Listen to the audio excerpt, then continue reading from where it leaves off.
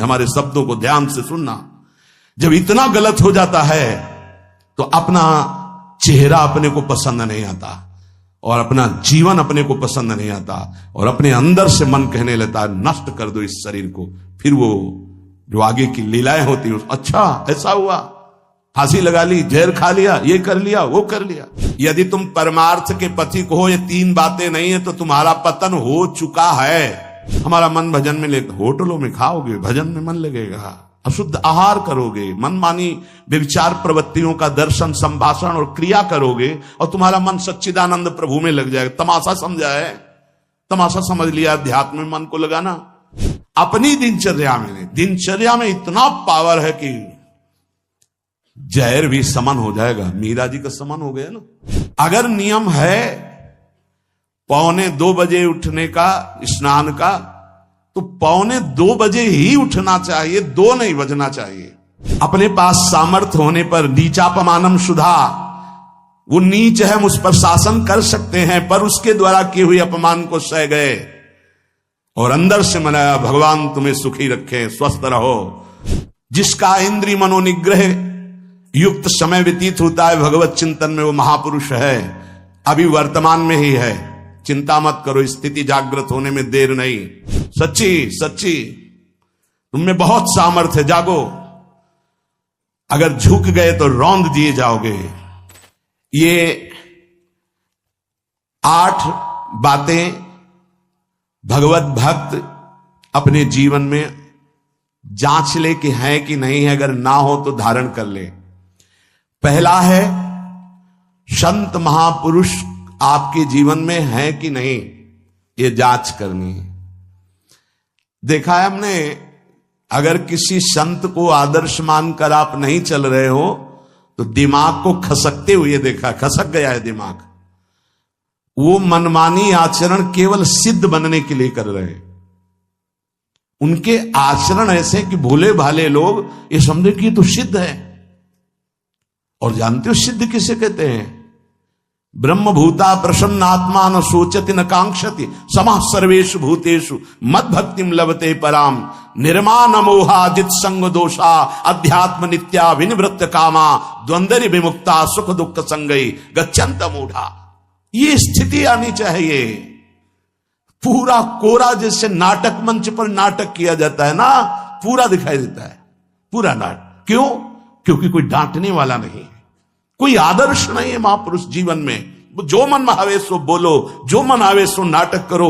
तो 100, 200, 500 लोग भोले भाले, जिनको ककहरा नहीं आता परमार्थ का, वो कह देते मेरे भगवान, मेरे सिद्ध योगी, मेरे महापुरुष, मिटिया मेट कर देते हैं। बात तो तब समझ में आवे जब रसिक जन पास करे, गुरुजन पास कर दे। अपने मन से कुछ नहीं होता, जिसे महापुरुष पास कर दे वही होता है। संत महापुरुष कहे ठीक चल रहे हो, ठीक है, या वो मौन स्वीकृति दे दे, ठीक है। अपने मन से सिद्ध बनने पर सिद्ध थोड़ी कोई हो जाता है। जीवन में तुम्हारे संत हैं कि नहीं, बस इतनी बात देखो। अब एक भगत जी आए थे, अपने लोग तो सबका आदर ही करते हैं।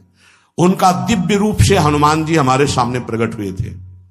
सच्ची बात कह रहे हैं, जिस समय दिव्य रूप हनुमान जी ने धारण किया तो हनुमान जी महाराज के ही भाई पवन पुत्र भीम कंपायमान थे।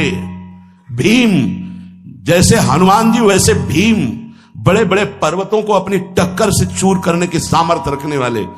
अभी पैदा ही हुए थे भीम और गोद में लिए हुए माता कुंती चल रही थी। अचानक सिंह निकला, दहाड़ हुई तो गिर गए भीम।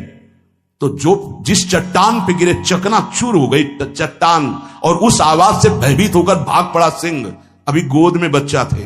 वो भीम जिस समय प्रार्थना की कि भैया मैं तुम्हारा वो दिव्य रूप देखना चाहता हूं, तो उनका काहे को तुम व्यर्थ में ऐसा तुम नहीं देख पाओगे। तो उनका हमारी लालसा है, आपका छोटा भाई हूं। तो पट्टहास किया हनुमान जी का वो दिव्य रूप कि कंपायमान होकर कह रहे थे, हे वायुपुत्र, हे पवन पुत्र, तुम अपने रूप का संवरण करो, मेरी सामर्थ्य नहीं।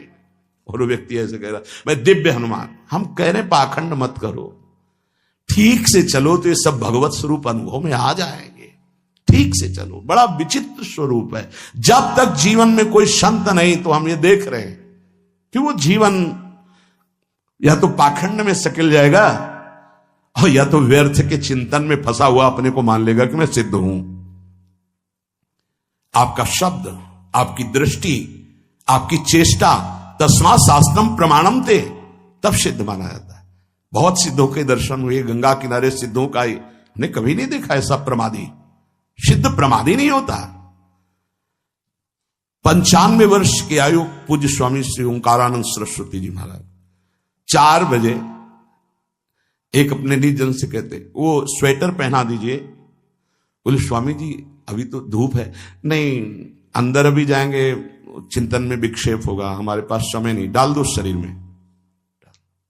अब इसका एक साधारण शब्द हुआ, इसका प्रभाव इतना पड़ा, इतनी अवस्था में इतने चिंतन परायण की स्वेटर पहनना है, ये स्मृति बाधा ना पहुंचा पावे, डाल दो शरीर में। कितना सूक्ष्म। बड़े बड़े महापुरुषों को देखा है, अपने ब्रज के प्रेमी जनों को और ब्रह्मबोध संपन्न दोनों महापुरुषों को, किंचन मात्र कहीं भी कोई भी शास्त्र विपरीत शब्द नहीं, एक सेकंड की चेष्टा नहीं पाई शास्त्र विरुद्ध। और यहां शास्त्र में है ही नहीं, हो वैसे सिद्ध हो रहे हैं। क्यों? क्योंकि जीवन में किसी आदर्श महापुरुष का अंकुश नहीं। अगर किसी संत का भय तुम्हारे जीवन में नहीं है तो ये माया रौन देगी, पक्का समझ लीजिए।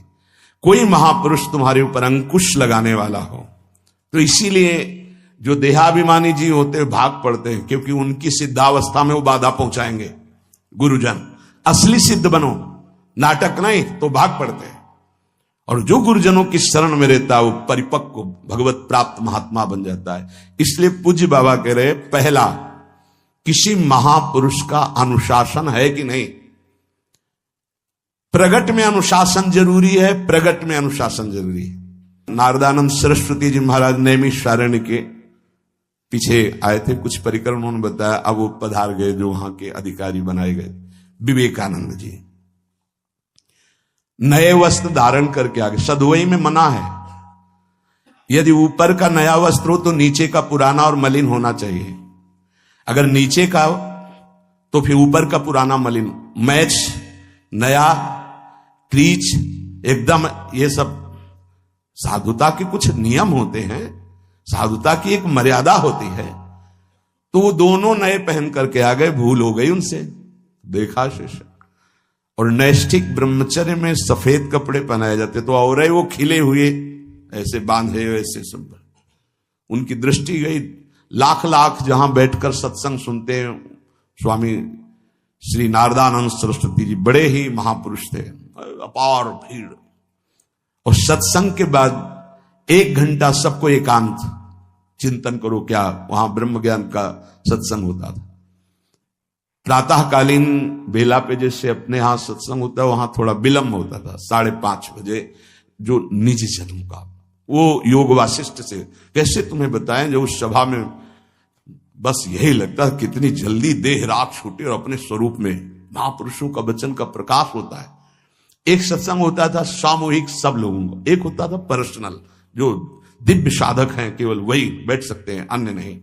ऐसे पूज्य बाबा के यहां भी एक होता था पर्सनल ज्ञान का और एक होता था सामूहिक प्रवचन।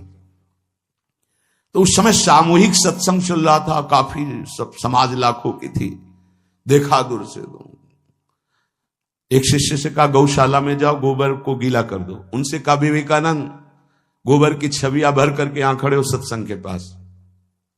अब वहां नच हो नहीं सकता, और गीला गोबर तो जो 2 घंटा सत्संग हुआ पूरा टप टप ऐसे कपड़ों में, पूरी हालत बिगड़ गई। क्या था ये? संत शासन। अब दोबारा वो गलती नहीं होगी, समझाने की जरूरत नहीं, अब समझ गए कि हमसे गलती क्या हुई।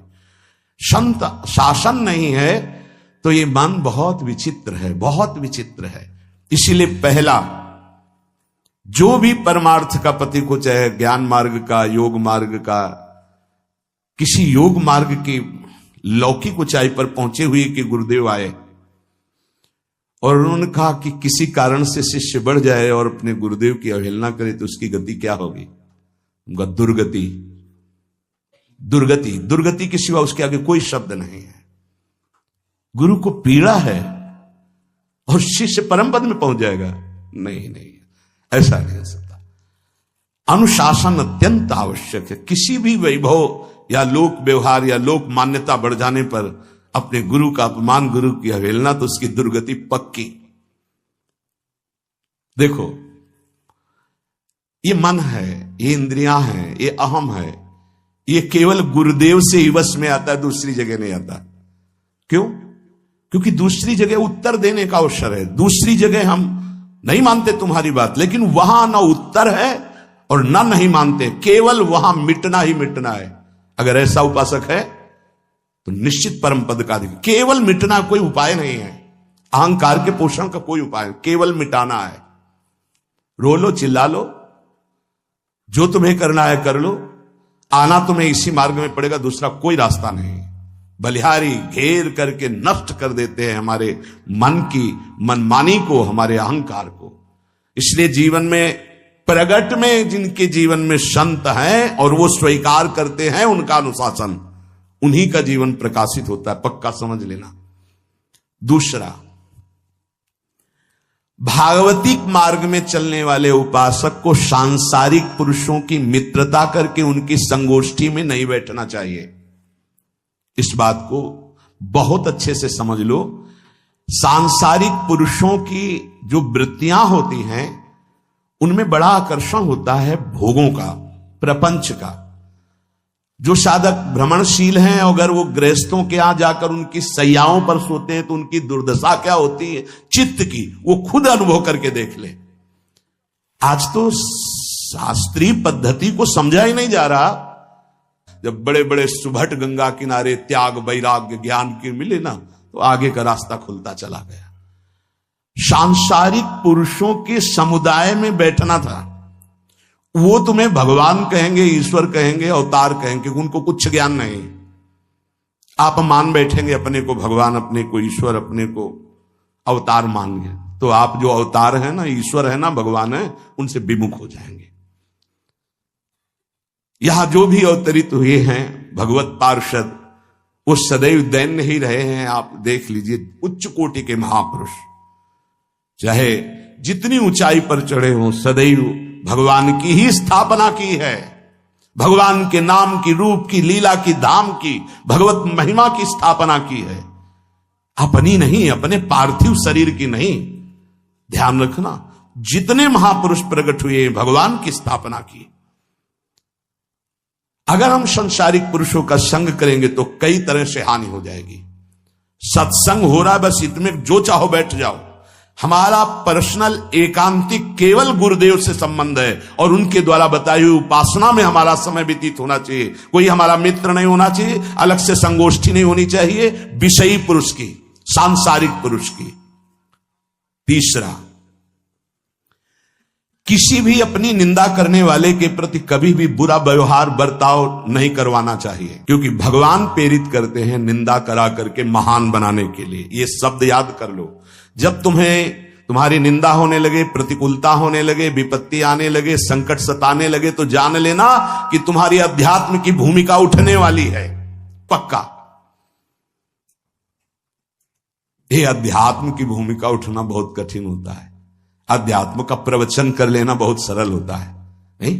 हाँ, चमड़ी को चिकनी करके और अध्यात्म का प्रवचन करने में कोई कठिनता नहीं, लेकिन चमड़ी और दमड़ी का राग मिटा दे, फिर अध्यात्म की तरफ चले, ये किसी फक्कड़ महात्मा का कृपा पात्र ही होगा, जो फकीर होगा, जिसने विश्व की समस्त भोग वासनाओं को रौंद करके अपने स्वरूप में स्थित हो गया। ऐसे महात्मा के संग के बिना अध्यात्म का रंग नहीं चढ़ सकता, और देखने को मिल रहा है। जब तक हमें अध्यात्म का परिचय नहीं है तब तक कहीं भी हम राजी हो जाते हैं। अरे राजी होने को तो टाकीज के सामने देखो जाके, हजारों की भीड़ लगती, लाइन में खड़े होते हैं, पैसा देते हैं, और क्या देखने जाते हैं? झूठा तमाशा। उनको आप क्या कहोगे? ज्ञानी कहोगे? सत्संगी कहोगे? भीड़ का इकट्ठा हो जाना कोई अध्यात्म का चमत्कार नहीं होता। तो अध्यात्म का चमत्कार तो अंतर की वृत्ति का परिवर्तन हो जाना होता है। नहीं तो अगर एक नृत्य करने लगे ना तो हजारों उसको देखने खड़े हो जाते हैं कि 14 संगीत बज रहे हैं, फिर इसके बाद अगर हजारों में बैठे मनोरंजन कर रहे हैं तो इनका कोई महत्व तो नहीं। अगर एक महात्मा कह देता है कि तुम वास्तविक भगवत मार्ग के पथिक हो तो धन्य हो गया जीवन, और 1 करोड़ लोग कह दे कि परमार्थ का पथिक है तो मान्यता नहीं मानी जाएगी। ये अध्यात्म है, अध्यात्म। इसीलिए कह रहे हैं कि सांसारिक पुरुषों की संगोष्ठी में रति न करे। तीसरी, अपनी जब कोई निंदा करे तो उसका भला जरूर मना देना, बुरा मत मना देना, नहीं तो अध्यात्म छूट जाएगा। अपने पास सामर्थ्य होने पर नीचापमानम सुधा, वो नीच है, हम उस पर शासन कर सकते हैं, पर उसके द्वारा किए हुए अपमान को सह गए और अंदर से मनाया भगवान तुम्हें सुखी रखे, स्वस्थ रहो, और कभी भी हम आपका विरोध नहीं करेंगे। जब अवसर मिले तब फिर हमारी निंदा करना, भगवान तुम्हें स्वस्थ रखे, तुम्हारा कभी अमंगल ना हो। ध्यान रखना, अध्यात्म। चौथा, अपने मुख से कभी किसी की निंदा ना करना। निंदा व्यक्तिगत नाम लेकर के की जाती है, सिद्धांत सार्वभौम वर्णन होता है। जैसे हम कह रहे हैं, वो निंदा सिद्धांत के विपरीत आचरण में जो चलते हैं उनकी है। कौन है? नाम नहीं है, रूप नहीं है। सिद्धांत में चलना एक ये मार्ग है, सिद्धांत से बिलक चलना ये पाखंड है। पाखंड और दंभ की निंदा होती, और सत्य की कोई निंदा करे तो वो प्रकाशित होता है। सत्य निंदा से ढकता नहीं। जैसे कोहरा थोड़ी देर के लिए सूर्य को ढकने का नाटक कर सकता है, लेकिन सूर्य जब प्रकाशित होगा तो कोहरे की धज्जियां उड़ जाएंगी। पांचवा, मान लेने की इच्छा का त्याग करके हम अपने समीप जो भी आवे, छोटा बड़ा, सबको प्यार और मान देना। ये 8 अच्छे उपासक में सब लक्षण पाए जाते हैं। दूसरों को मान देने का स्वभाव रखना, चाहे छोटा बच्चा ही क्यों न हो। ये नहीं ये धनी मानी बड़ा आकर के धन राशि दे रहा है तो उसका सम्मान हो रहा है, और छोटा प्रणाम कर रहा है, उसकी तरफ देखा भी नहीं जा। नहीं, बच्चे से लेकर कोई भी, सबको एक ही प्यार की दृष्टि से देखना, भगवत भाव से देखना। अपने को मान रहित और दूसरों को मान देने का स्वभाव बना देना। छठवां, अपनी इंद्रियों को सदाचार परायण रखना।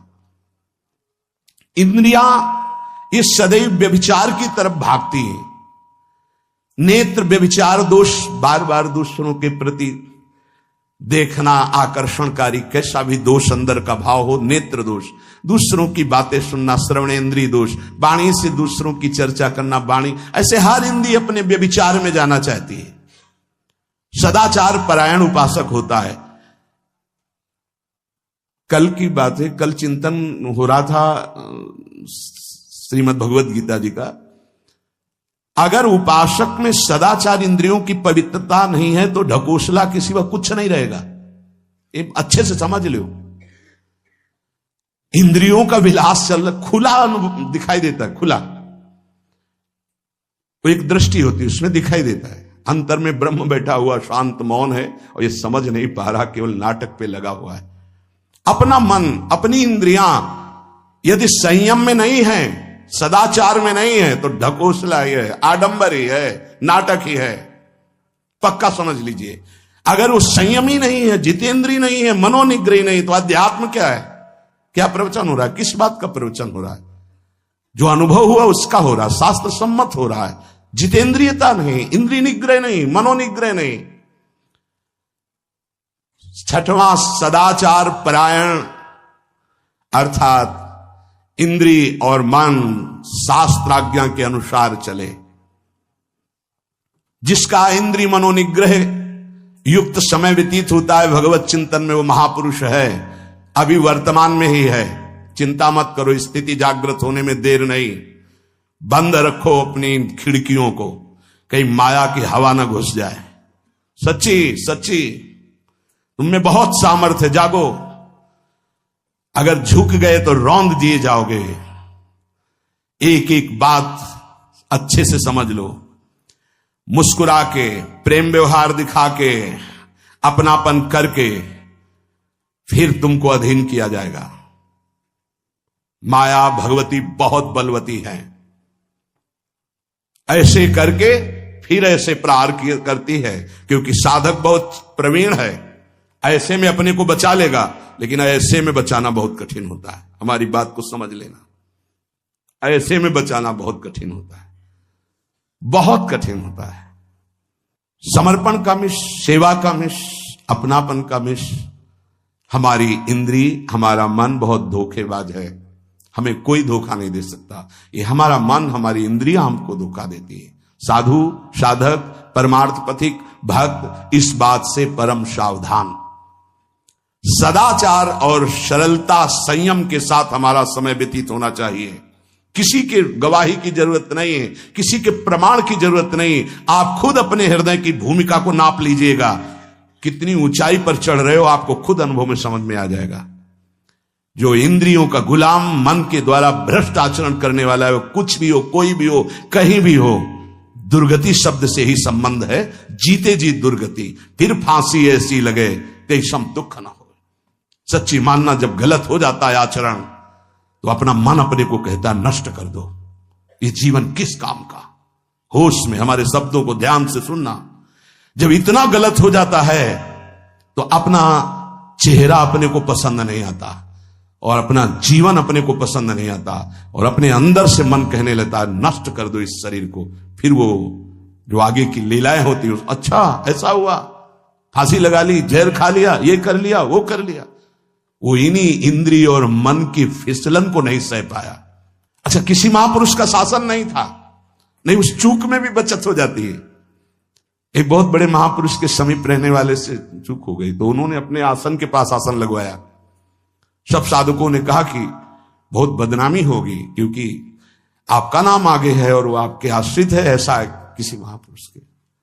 उन्होंने कहा तुम क्या समझते हो, ये भाया है, चूक हो गई, अब इसको कभी चूक नहीं होगी ऐसा बना देंगे, कभी त्रुटि नहीं होगी, इसको ऐसा बना देंगे। और वो फिर ब्रह्मावर्त बिठूर में रहे, और बहुत अच्छे महात्मा हैं, अब भी हैं। अगर संत का शासन है और आपसे चूक भी हो जाती है तो ऐसा बना देंगे कि दोबारा चूक नहीं होगी। पर इंद्रिय और मन को छूट देकर मनमानी आचरण करने वाला कभी साधक नहीं हो सकता, पक्का। और आप सच्ची मानना, आपकी एक बार इंद्रिय मन छूट हो गई तो जिंदगी भर दबे रहोगे, दहाड़ने लायक नहीं रहोगे। माया तुम्हारे को सदैव कोसती रहेगी, तुम्हारा हृदय जलता रहेगा। ऐसा कैसे हो गया, ऐसा कैसे हो गया। जब ऊंचाई की तरफ सोचोगे तो सामने वो अगर प्रायश्चित करके मिटा दिया है तो बात है, नहीं तो कर्म सामने आ जाएगा। लगेगा नहीं, हम इस ऊंचाई लायक नहीं है, नहीं हम इस ऊंचाई लायक। आपसे प्रार्थना कर रहे, अगर चूक हो गई हो तो उसको मिटा दो, नहीं आगे बढ़ने में बाधा पहुंचा देगा। अपने गुरुजनों से सलाह करके उसका प्रायश्चित कर लेना चाहिए। अगर गुरुजन कर दे जाओ कुछ नहीं तो कुछ नहीं, खत्म खेल, वो निपटा देंगे, वो करुणामय है, उनमें बड़ी सामर्थ्य है। पर छठवां सूत्र, सदाचार, संयम, जितेंद्रियता, मनोनिग्रह साधक में होना ही चाहिए। जो साधक एकांत में मनोरंजन करके अपने जीवन को नष्ट कर रहे हैं, अच्छा होता गृहस्थ धर्म में रहते, बाल बच्चे पैदा करके मेहनत करके धर्म पूर्वक कमाते और समाज की सेवा करते। यदि अखंड ब्रह्मचारी वैराग्य मार्ग के पथिक हो तो चूक ना होने पावे, प्रार्थना करते हैं। इंद्रियों को शिथिल ना होने देना, मन को शिथिल मत होने देना, नहीं तो ऐसा बंधन ये बांध देते हैं कि बड़े बड़ों को सर झुकाकर चलना पड़ता है, रौंद देती है माया। ध्यान रखना, सर उठाने लायक नहीं रह जाता। अगर इंद्रिय जन्य भोगों का आकर्षण नष्ट कर दे तो अपना मन अपने को जलाता रहता, धिक्कार देता रहता। कैसे हो गया ऐसे, तो कैसे हो गया। कीन हो इसका वहू अभिमाना, सुख हो वंचा कृपा निधाना। कहीं अभिमान हो गया कि मैं ब्रह्मचारी हूं, मैं जितेंद्री हूं, मैं मनोनिग्रही हूं, तो ठाकुर जी ने दाना फेंक दिया, देख भला मनोनिग्रही है तो मत चुन। लेकिन कृपा पात्र साधक पुनः अपने आप को सावधान करके सदाचार में ही स्थित रहे। आज सदाचार को समझा ही नहीं जा रहा कि सदाचार है क्या। सातवां, किसी भी पद को साधक कभी स्वीकार न करे। समाज में बड़े पद मिलते हैं, यहां भगवत प्राप्ति की वार्ता हो रही। किसी भी पद, किसी भी सम्मान को स्वीकार न करें। ये सब उपाधियां हैं, अगर उपाधियां स्वीकार की तो उपद्रव शुरू हो जाएंगे। कोई उपाधि स्वीकार न करो तो इतने महान बन जाओगे कि पूरे विश्व में तुम ही होगे। ये भी बात याद कर लो। कोई भी छोटी मोटी उपाधि स्वीकार की तो उस महान को नहीं प्राप्त कर पाओगे। विश्व में तुम ही होगे, या तो ज्ञान में तो एक तुमसे बड़ा कोई है नहीं, और अगर भक्ति में तो तुमसे छोटा कोई नहीं, तो विश्व में तुम ही तो हुई है ना। सब बड़े और आप छोटे, विश्व में आप त्रणादपि सुनीचेन, और ज्ञान तो हम ब्रह्मास्मि, सबको समेट लिया अपने में, एक के सिवा दूसरा कोई नहीं। यह है उपाधि रहित महापुरुष की स्थिति। कोई उपाधि स्वीकार न।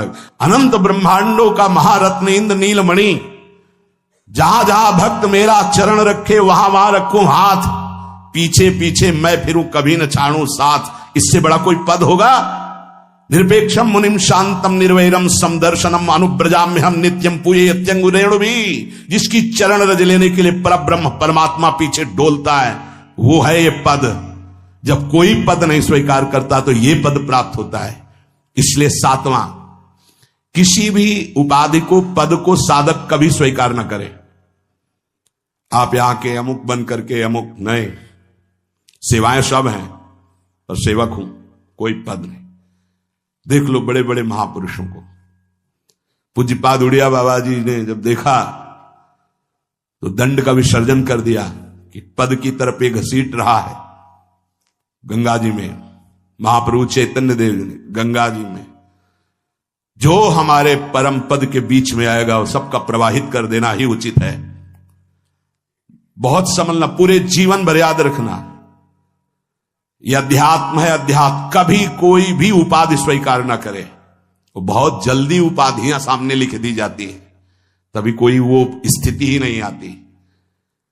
उपाधि हमारे ब्रजमंडल में एक से एक महापुरुष हुए हैं। बाबा प्राण धन रहे हैं, कितने संत महापुरुष, और उनको यहां प्यार से ब्रजवासी जन मेरो बाबा प्रिया प्रीतम के लाडले। कोई उपाधि नहीं, कोई पदवी नहीं, कोई प्रतिष्ठा नहीं। और 8वां, ये आखिरी, किसी भी परिस्थिति में अपने आराध्य देव का चिंतन ना छूटने पावे। पूर्णता ये तभी हो सकता है जिसके जीवन में ये 3 बातें हैं। आखिरी वाली बात, किसी भी परिस्थिति में अपने लक्ष्य का चिंतन न छूटने पावे। ये 3 बातें जिसके जीवन में हैं तो ये आखिरी बात पूर्ण होगी। आखिरी और पहली 2 बहुत जोर की बात थी।